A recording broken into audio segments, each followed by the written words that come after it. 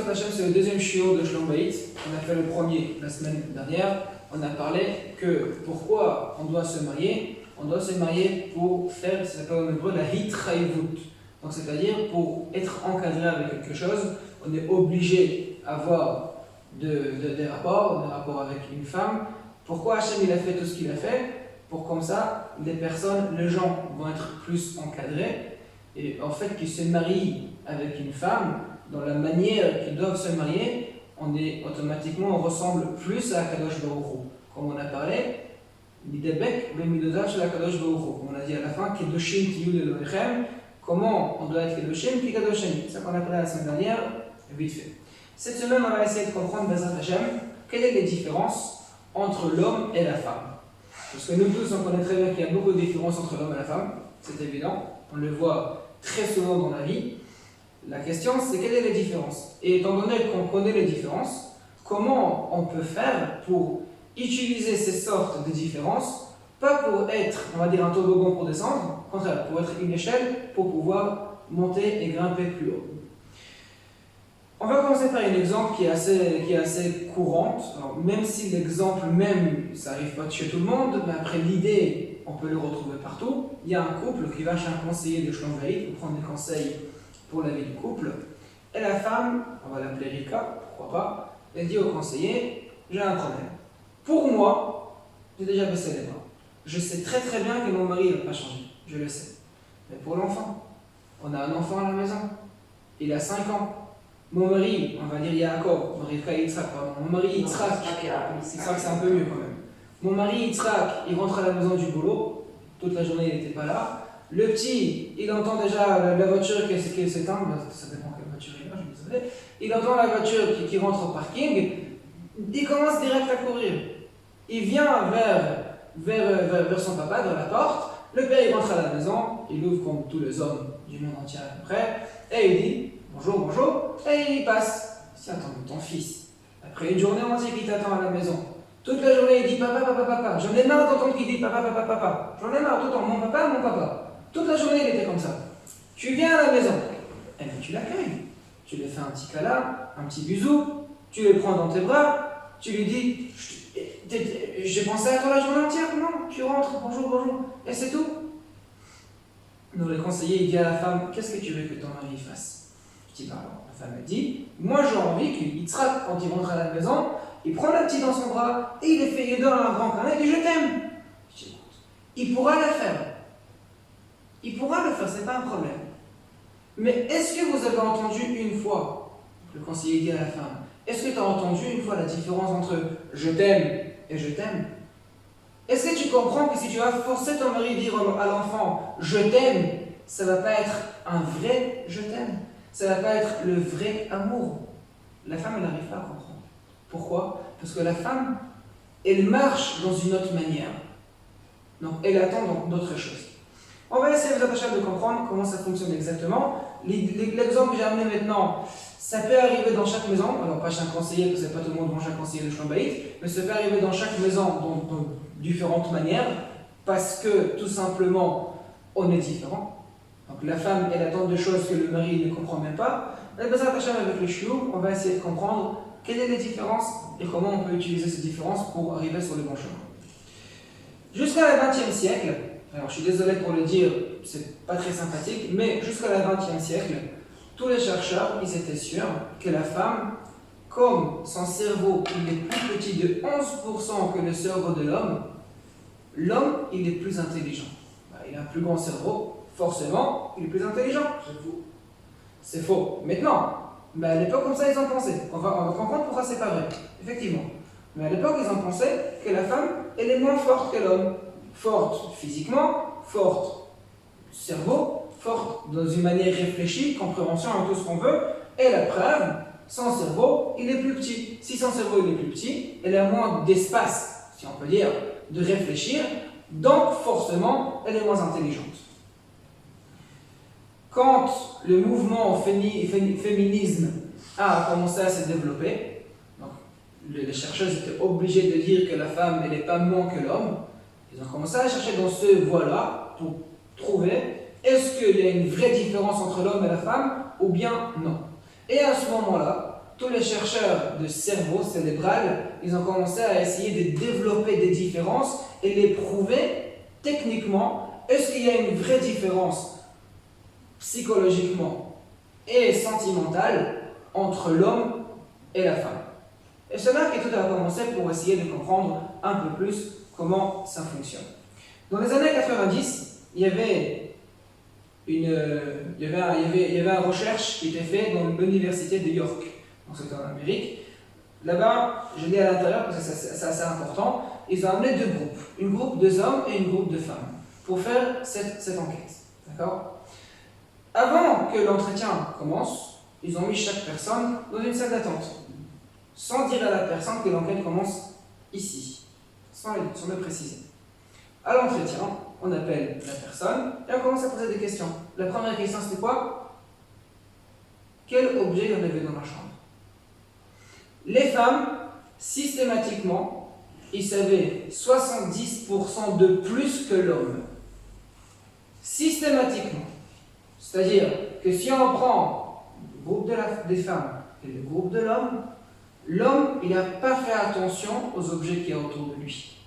Et la femme, elle a fait attention à tous les objets qu'il y a autour d'elle. L'homme, il n'a jamais regardé les détails qu'il y a autour de lui.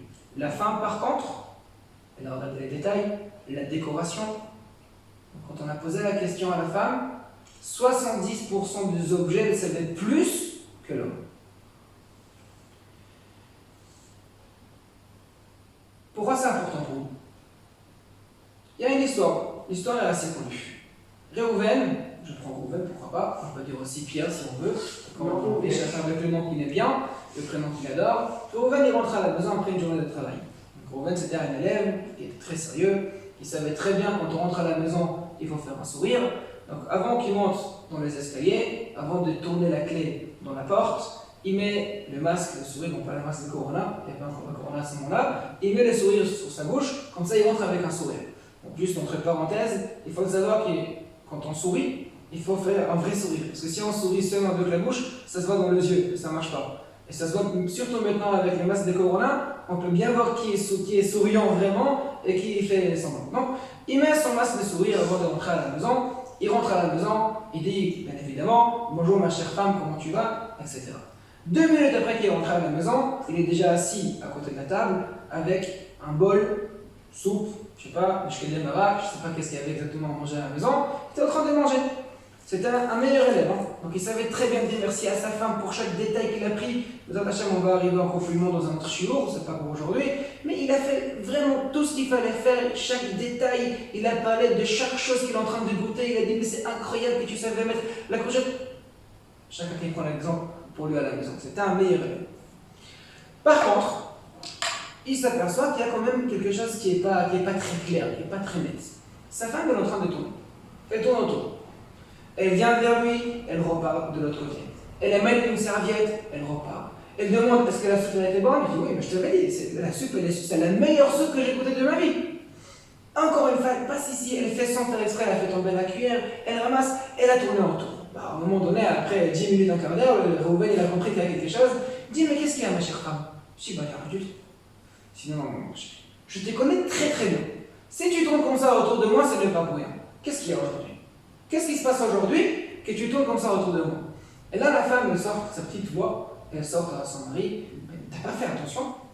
Alors, le mari commence à hésiter un petit peu. J'ai pas fait attention à quoi? Si t'as pas vu que j'ai des boucles d'oreilles? T'as pas fait attention que j'ai des boucles d'oreilles?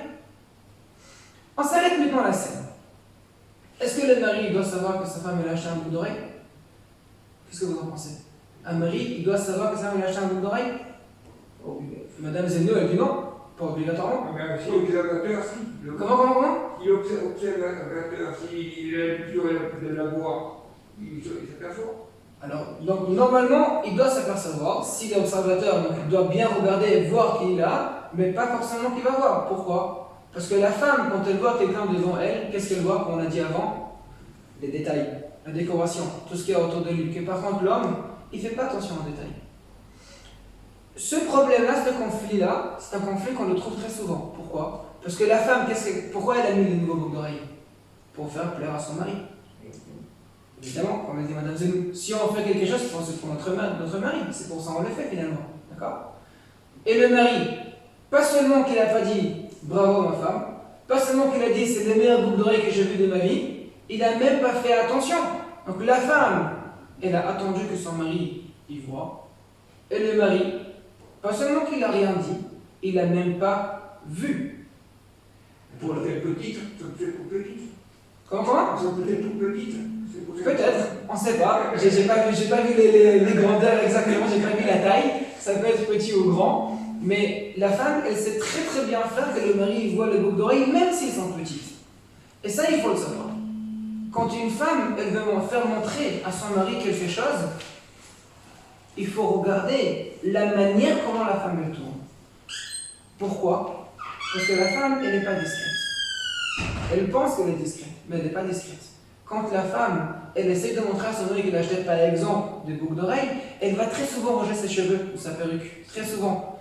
Si le mari, il va regarder les gestes de sa femme, il va comprendre qu'est-ce qu'elle montre en fait. Et pourquoi la femme elle fait ça? Parce que quand elle fait tout ça, c'est pour que son mari va dire tout simplement, c'est super la boucle d'oreille que tu as mis. Donc elle essaie de montrer à son mari, et voilà la boucle d'oreille. Dis-moi quelque chose. Il y a un livre qui est très connu qui s'appelle Les hommes viennent de personne, de Mars, et les femmes viennent de Vénus. Donc ce livre-là il a été écrit par quelqu'un qui s'appelle Dr. John Gray, juste pour, comme je dis il y a quelques jours en arrière à David, c'est un grand psychologue, sauf qu'il a divorcé. Après qu'il a écrit son livre, il a écrit plusieurs livres avec la même idée. Il a écrit Les hommes viennent de Mars et les femmes viennent de Vénus. Il a écrit ce livre-là pour la chambre. Il a écrit pour plusieurs choses, je ne sais pas exactement. Mais après tout ça, il a divorcé. Donc les gens ils commencent à dire, on ne sait pas si vraiment on peut s'appuyer sur ce livre si l'écrivain même il est parti. On ne sait pas. Bref, en tout cas, là-bas il a écrit qu'il faut savoir que les caractères de l'homme et les caractères de la femme, ils sont totalement différents. Totalement différents d'une manière que c'est comme si quand on regarde le ciel et la terre, c'est les caractères de l'homme et de la femme. Pourquoi? Parce que chaque personne, il a une autre vision sur les choses. Et les visions sont différentes. Pourquoi Hachem il a fait ce sorte de choses comme ça, que les visions sont différentes? Ça ne sera pas pour aujourd'hui. Une autre fois, Bezat Hachem, pour comprendre comment les différences peuvent compléter. On va en parler, Bezat Hachem. Il faut comprendre avant tout, il dit maintenant, que l'homme et la femme, leurs caractères sont très différents. Pour avoir l'équilibre. Pour avoir l'équilibre. Ça veut dire que si toujours on est égal, on est pareil, on est égaux, donc ça ne marche pas ensemble. Je suis d'accord. On va, ce sera une autre fois, mais on va parler un peu plus.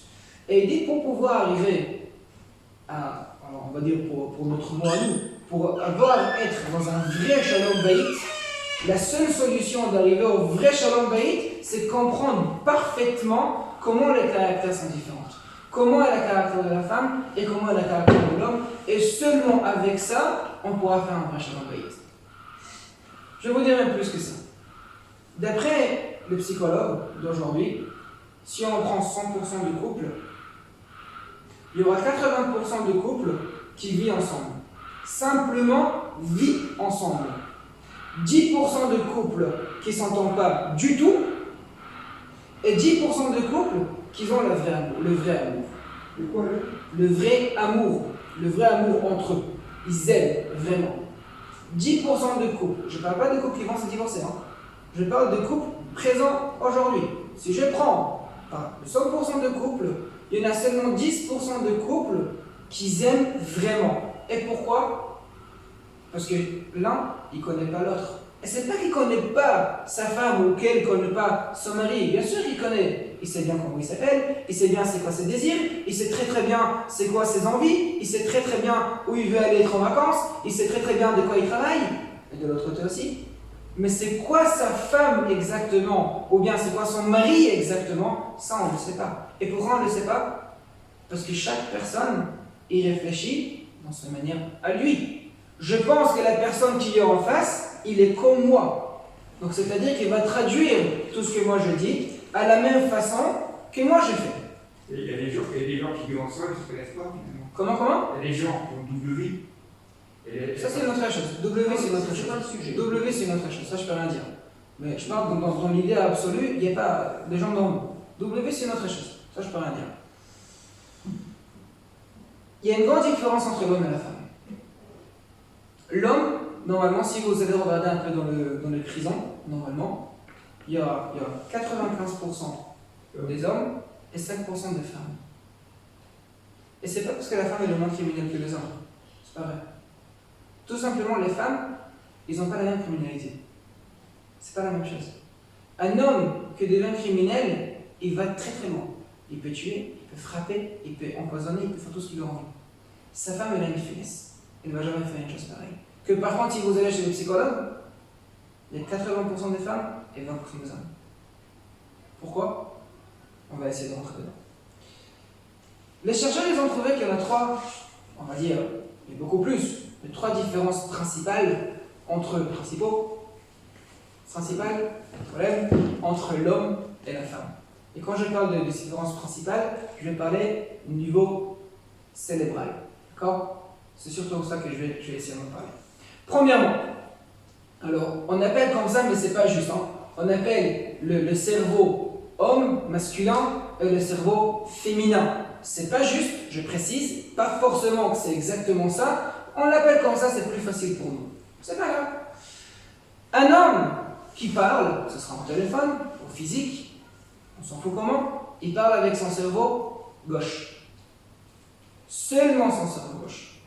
Et dans le cerveau droite, dans le côté droite, il est en train de faire d'autres choses. Il est en train de réaliser des courses, il est en train de réaliser juste des rêves, je ne sais pas quoi exactement. Il fait d'autres choses. Que par contre, quand une femme elle parle avec les deux en même temps. Qu'est-ce que ça va donner? Par la suite des enchaînements. Premièrement. Deuxièmement, un homme, ses façons de penser, ça marche de l'avant en arrière. Il commence par l'avant de la tête, du cerveau, et ça se réalise en descendant en arrière.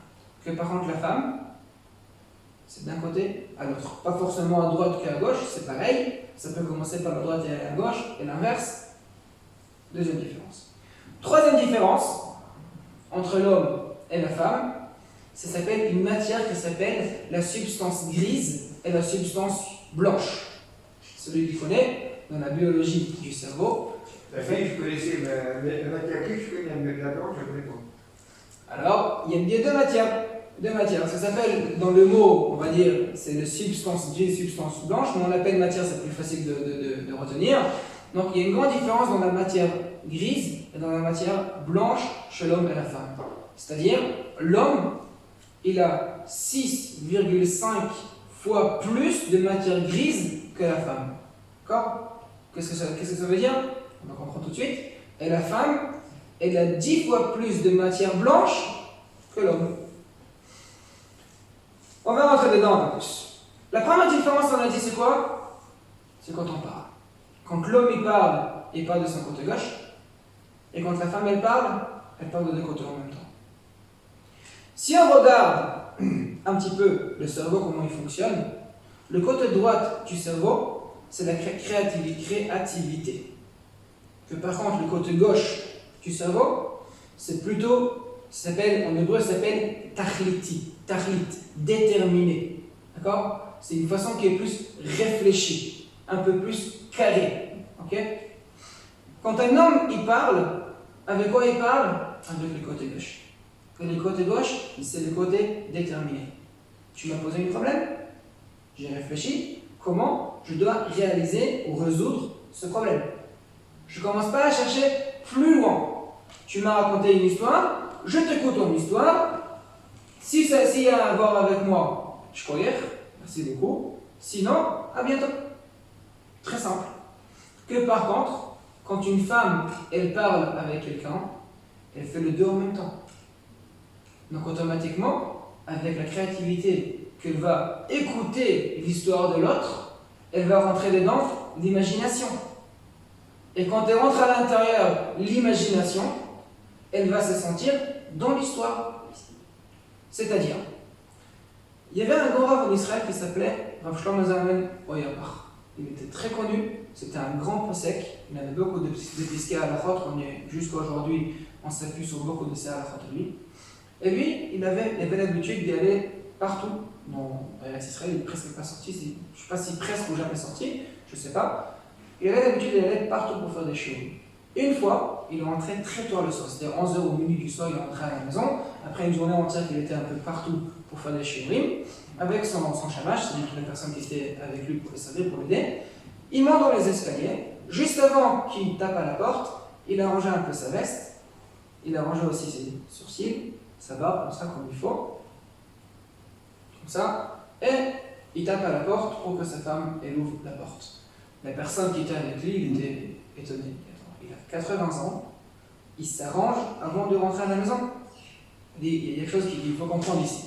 Donc il est resté derrière la porte pour observer, pour écouter qu'est-ce qui va se passer. Donc je mes amis, il rentre à la maison avec un très grand sourire. Bonjour ma chère femme, comment tu vas? Donc je ne sais pas ce qui s'est passé entre eux exactement mais la façon dont ils ont parlé, c'était en yiddish, pas en hébreu. Donc il rentre à la maison. Et là, le shamash, il s'aperçoit que Rav Shlomo Zalman Auerbach, il a raconté à sa femme pendant 2 heures tout ce qui s'est passé avec lui la journée. Depuis le moment qu'il est sorti de la maison, jusqu'au moment qu'il est rentré à la maison. Il n'a rien loupé. Rien. Il a raconté le bus qu'il a pris, le taxi qu'il a ramené d'ici à là, le nombre de personnes qui étaient dans le chiot, dans le cours, le nombre des endroits qui étaient là. 80 ans. Il était, à mon avis, après une journée de shiurim entière, il était KO. La seule chose qu'il voulait, c'est aller dormir. Malgré ça, il était avec sa femme pour raconter à sa femme chaque détail. Donc, l'élève, il était étonné. Qu'est-ce qui se passe? Le lendemain matin, son élève, il les croise à la yeshiva, à la maternité, je ne sais pas exactement, et il pose la question. Il dit, monsieur le rabbin, Auerbach, expliquez-moi. Torahi, c'est une Torah. Je dois comprendre pourquoi vous avez fait ce que vous avez fait. Et Rav Shlomo Zalman, il a dit une chose pareille. Si maintenant j'étais en shidduchim avec ma femme, on suppose que maintenant je vais sortir pour une rencontre, pour un date, pour une gisha avec ma femme. Est-ce que je me serais arrangé avant de sortir avec elle? Ou je serais venu comme ça tout fatigué, un peu moche? Je me serais arrangé avec elle. Avant de sortir, j'aurais mis un peu de parfum, etc. Alors maintenant qu'elle est mariée avec moi, qu'est-ce qu'il y a? Elle est moins qu'une femme que qui je sors avec elle. Mais c'est l'inverse. Si elle est mariée avec moi, je vais faire plus attention pour elle, et pas moins attention. Ça doit être exactement l'inverse. Premièrement. Deuxièmement. Et ça, c'est un secret pour les hommes, non que pour les femmes. La seule chose que la femme elle a envie, c'est être tout le temps avec son mari. Se sentir que pendant toute la journée et tout le temps elle est avec lui. C'est pas possible. Parce que lui, il est au travail, il va gagner de l'argent, il va faire des études, il va faire des shiurim. Il ne peut pas être avec elle tout le temps. Le fait, il dira que tu vas raconter à ta femme ta journée en détail, quand tu vas raconter à ta femme, elle va s'imaginer ton histoire comme si elle était présente avec toi. Donc le fait que tu vas raconter à ta femme en détail qu'est-ce qui s'est passé au long de la journée, c'est comme si que tu es avec elle. C'est comme si qu'elle était avec toi tout le temps. Pourquoi? Parce qu'avec son imagination, elle est avec toi. C'est ça qu'il a dit à son élève. J'ai raconté à ma femme tout, comme ça elle sent avec moi. Comme on l'avait dit avant. L'homme, quand il parle avec son côté gauche. Avec son côté déterminé. Intéressant? Pas intéressant. J'ai besoin de savoir? Pas besoin de savoir. Pas besoin de savoir, laisse-moi tranquille. Une femme, par contre, quand elle parle avec quelqu'un, elle parle avec les deux couteaux en même temps. Avec l'imagination et avec la détermination. Avec la créativité. Donc, elle se sent avec lui. Première différence. Deuxièmement, on a parlé qu'il y a une grande différence que l'homme, il fait d'avant en arrière, et la femme du côté à l'autre côté. Juste avant que j'explique qu'est-ce que c'est exactement, il faut comprendre comment il est le cerveau.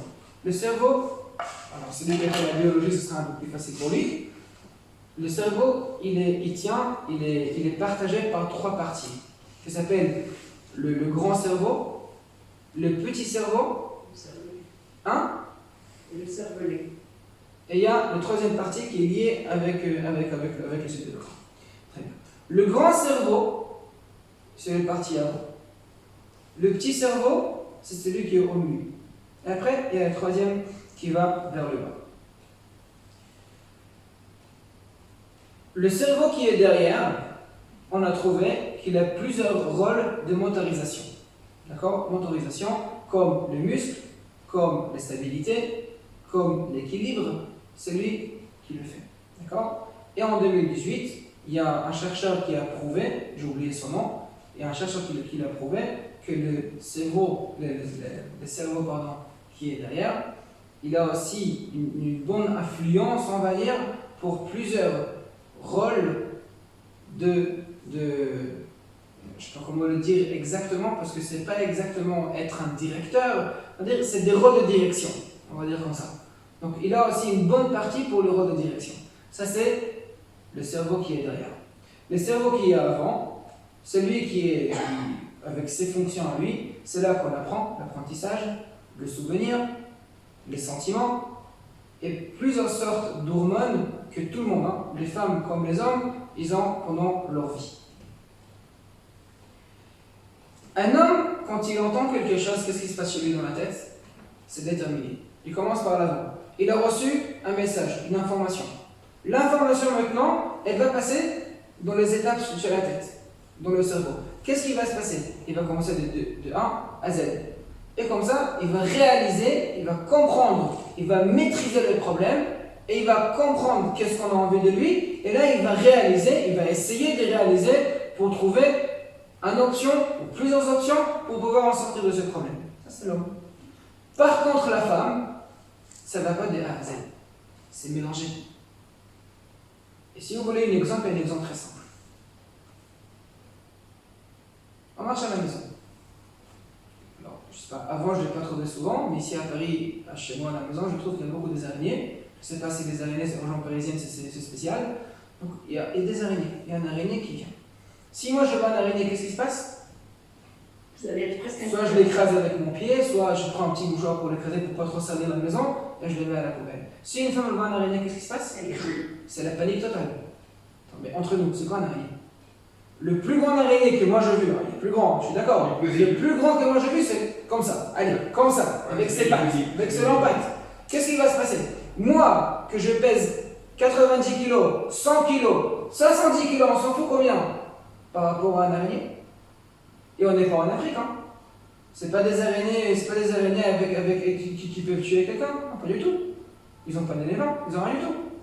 Donc c'est des araignées que le pur des cas, il va piquer un petit peu, ça va faire une vite infection et ça va partir. Qu'est-ce qui se passe? Pourquoi la femme elle panique? Parce qu'elle est émotive, la femme. Elle est quoi? Elle est émotive. Donc c'est plus que ça. Quand la femme elle voit une araignée en train de marcher, c'est pas l'araignée qui marche. C'est pas ça qui est en train de s'approcher envers elle. C'est plus que ça. Quand la femme elle voit, ce sera une bestiole, chaque insecte qui va s'approcher vers la femme, elle s'imagine, et dans l'imagination, il devient beaucoup plus grand. Elle est en train de s'imaginer déjà que l'araignée, il est en train de marcher sur sa peau. Et il va faire un toile d'araignée autour d'elle. Donc elle se met en panique immédiatement.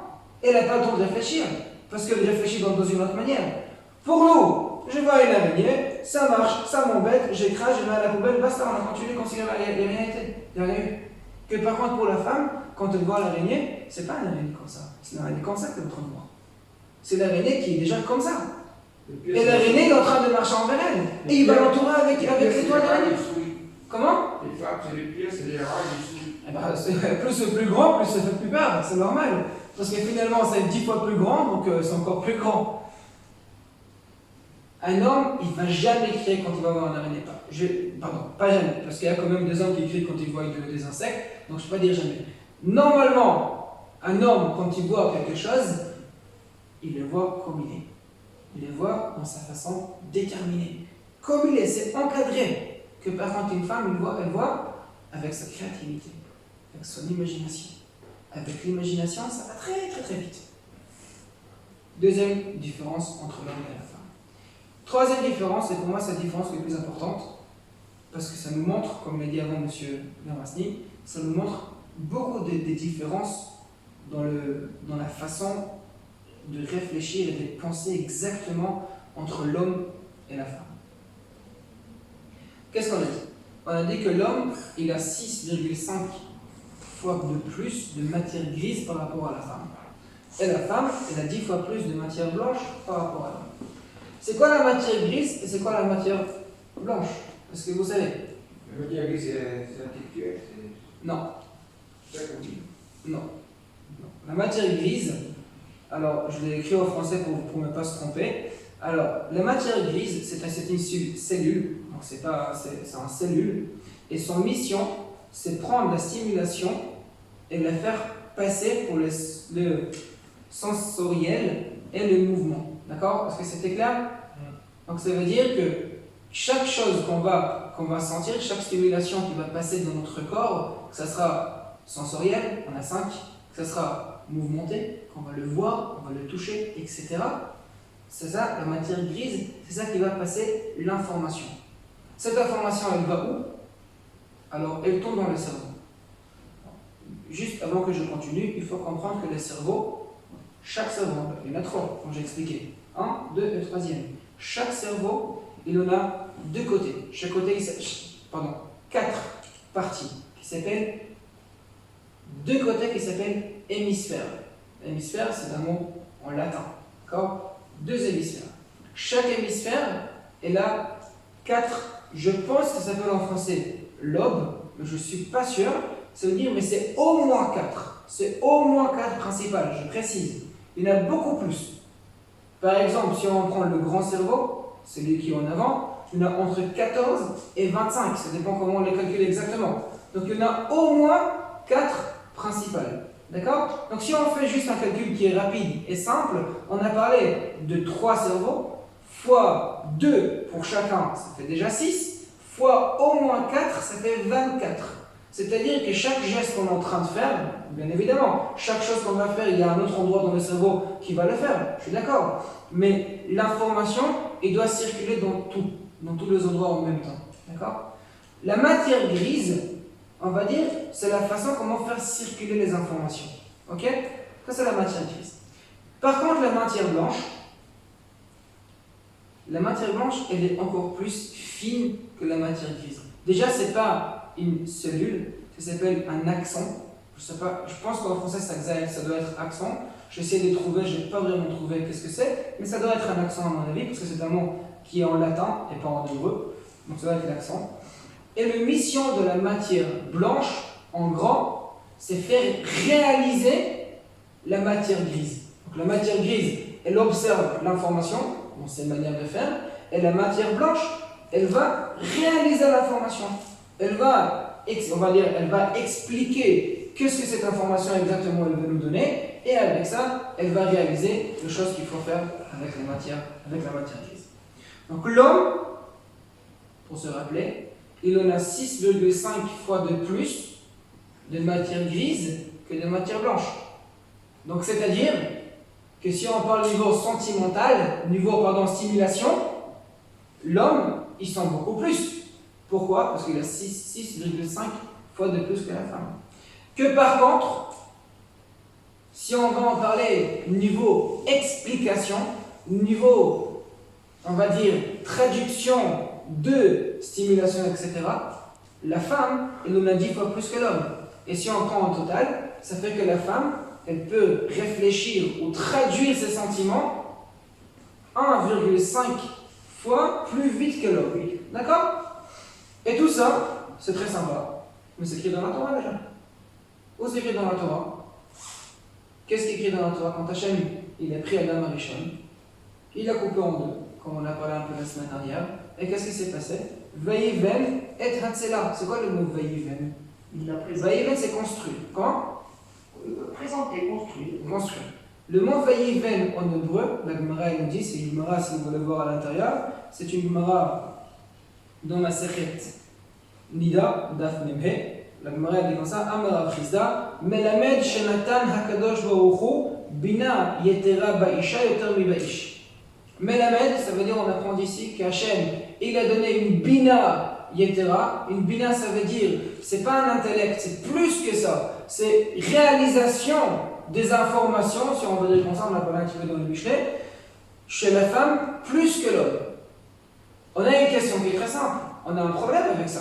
Pourquoi? Parce que c'est écrit dans Masechet Shabbat, et tout le monde le sait, Nashim, Daratan, Kala.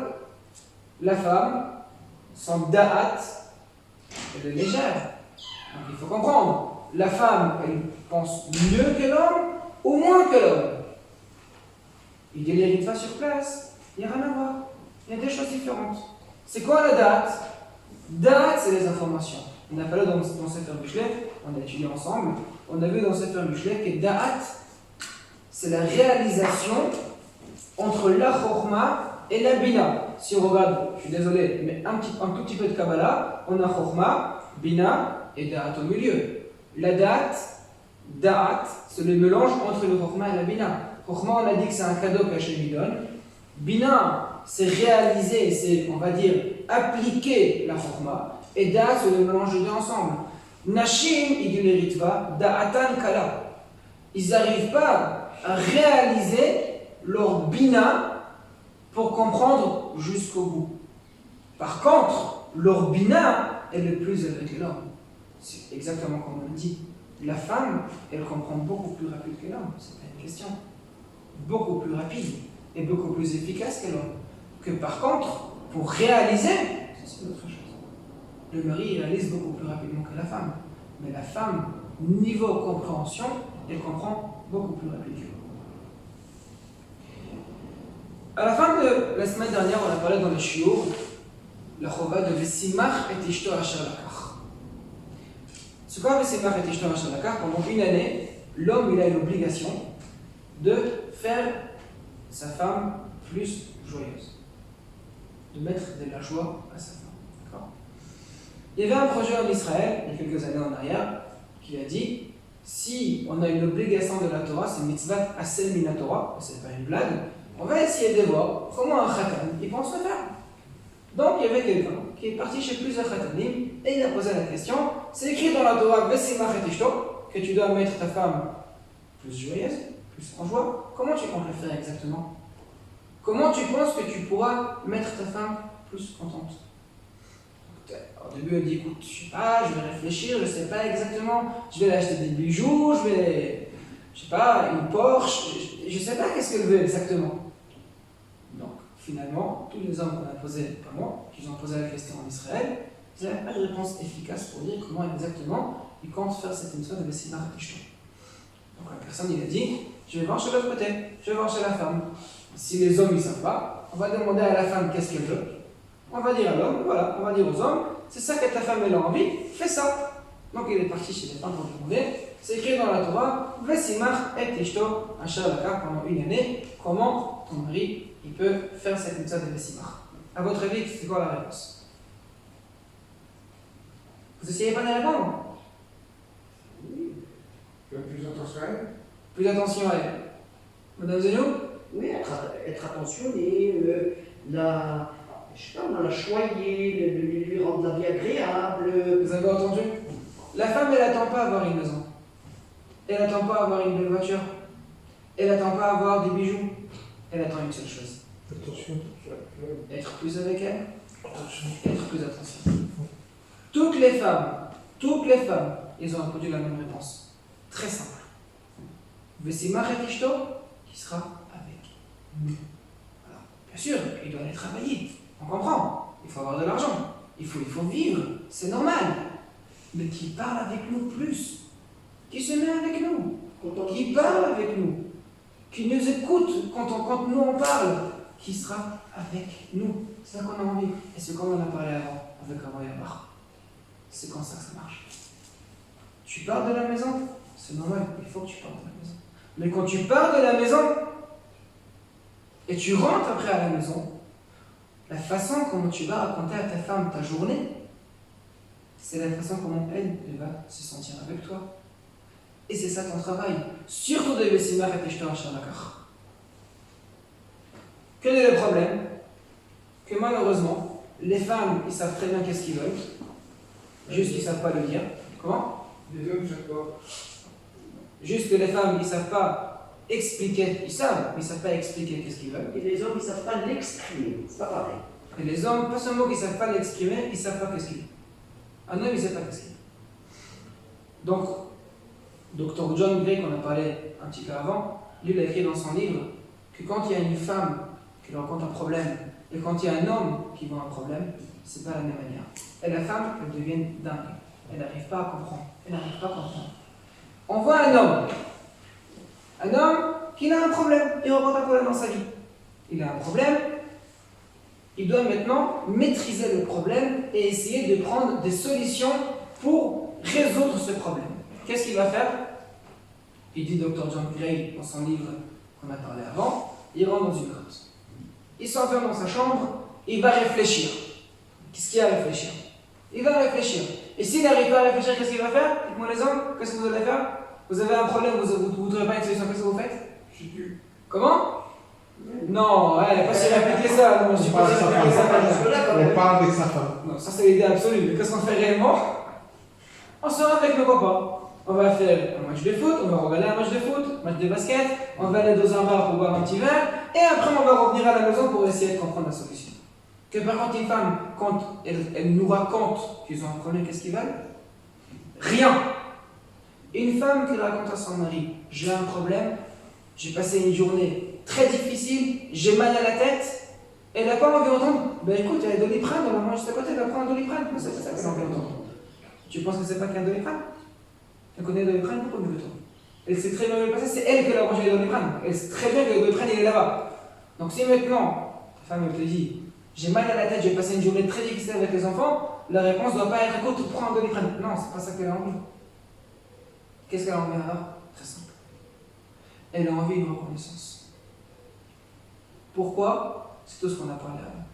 Un homme, son côté, c'est déterminé, c'est réfléchi, c'est encadré, c'est carré. Quand il a un problème, il essaie de rentrer son problème dans les carrés. Est-ce que ça rentre? Si ça rentre, on va taper par là, on va taper par là, un petit peu par ici. Ça va rentrer, on va fermer la boîte et c'est fini, on a fini le problème. Que par contre, la femme, quand elle a un problème de règle, le problème de la femme, c'est pas le problème, c'est l'imagination. Elle est en train de se dire, j'ai un problème, j'ai souffert à la maison avec les enfants, et mon mari, il était tranquille dans son travail là-bas, et pour lui, il était presque au bord de la plage, en train de se bronzer. Et là, il rentre à la maison, et il commence à me dire, et tatati tatata. Au moment donné, que le mari, il va montrer à sa femme qu'il comprend son problème. Il comprend que c'était difficile, il comprend les difficultés. Donc, qu'est-ce qui va se passer par la suite? Le problème, il va se désenfler. Il va prendre sa place exacte. Il était grand, comme l'araignée qu'on a parlé avant. Pourquoi? Parce que l'imagination a fait grandir le problème comme quelque chose qu'on ne pourra pas vivre après. Mais au moment donné, c'est fini. Ce Shabbat, j'ai lu un livre je lis dans un endroit. Il y avait Rav Laou, Rav Israël Meir, qui était le grand rabbin d'Israël, il a écrit qu'il y a ce qui s'appelle Doctorinat, le doctorine de Powell. Powell, c'était un général américain, on ne va pas trop rentrer de tout ce qu'il a dit là-bas, mais lui, il a inventé quelque chose. Il a dit, t'as un problème? Tu t'arrêtes un instant. Et avant que tu y penses comment tu peux maîtriser ton problème, rappelle-toi le problème que tu avais à 10 ans en arrière.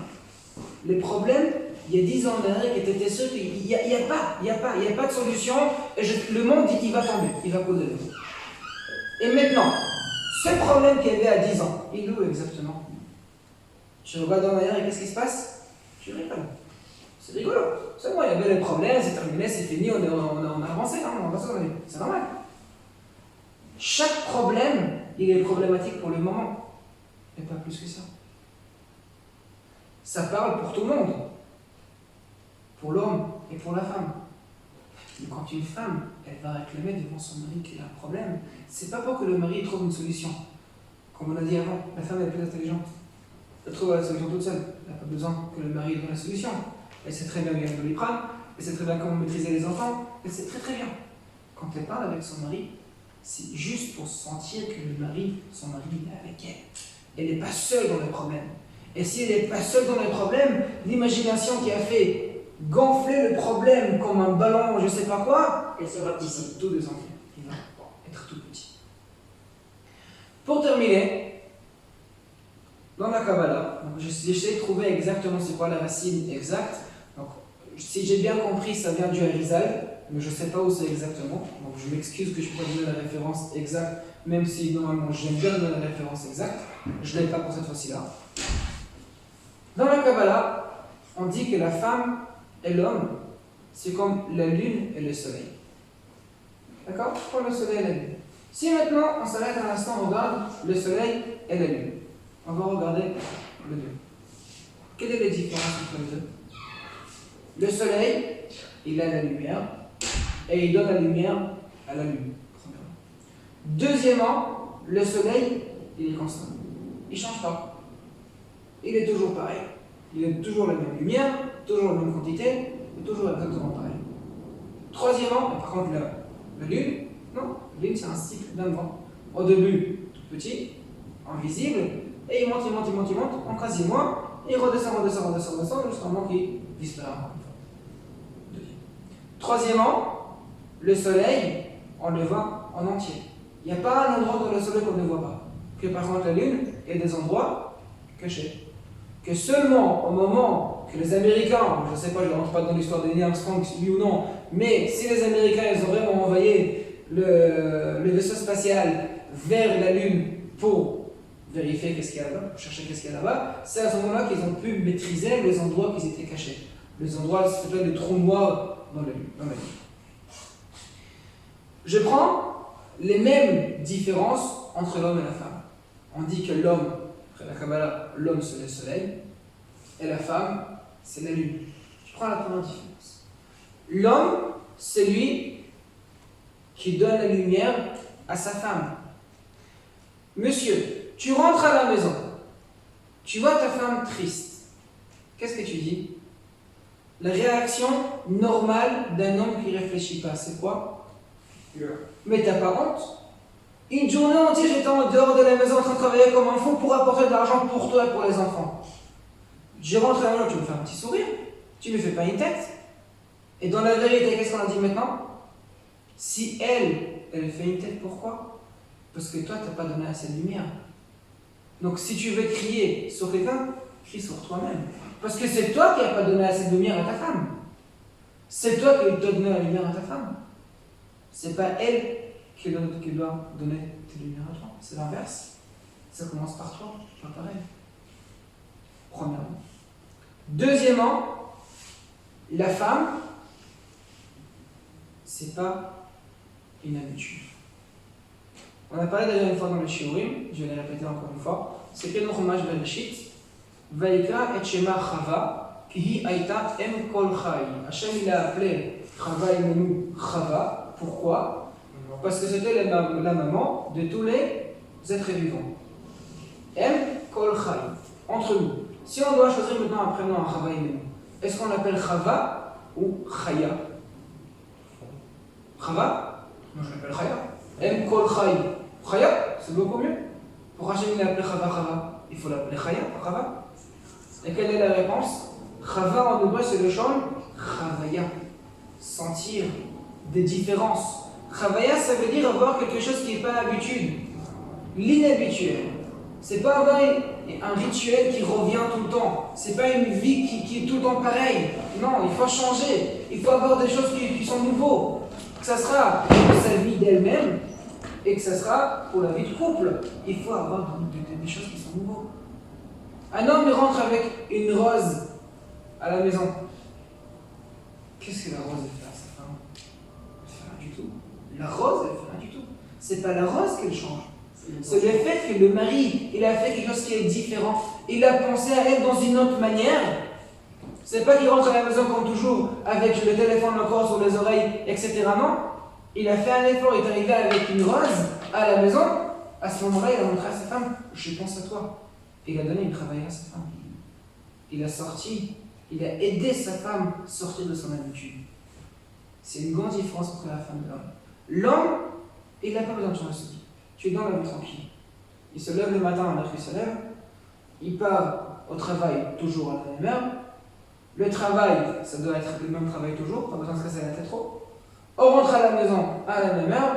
on a le même programme de télé, ou, Bezrat Hashem, j'espère bien, le même programme de shiurim à écouter, soit à la maison, soit à la Knesset, et on continue la vie. Par contre, la femme, ça doit changer. Elle ne peut pas rester tout le temps pareil. Que ça sera des règles, et que ça sera la vie.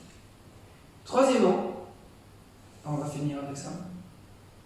Exactement comme la Lune, il y avait des endroits cachés, que tant que le vaisseau spatial n'était pas sur place pour le voir de près, personne ne savait qu'est-ce qu'il y a là-bas. C'est exactement pareil chez la femme. Il y a des endroits cachés.